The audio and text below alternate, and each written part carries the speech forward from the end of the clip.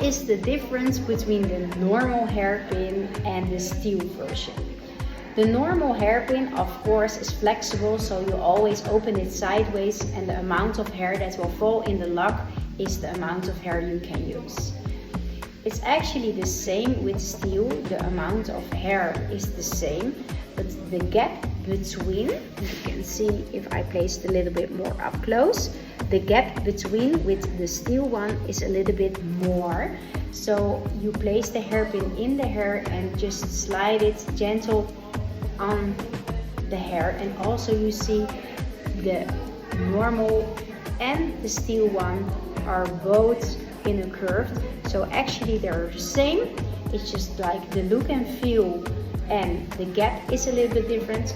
But if you have very thick hair or you have very straight hair, those people find that the steel version is up to 30% stronger, because of course there's no flexibility in it. So for those who are doubtful if the hairpin will stay all day long, choose the steel one, because this is even 30% stronger than the normal hairpin.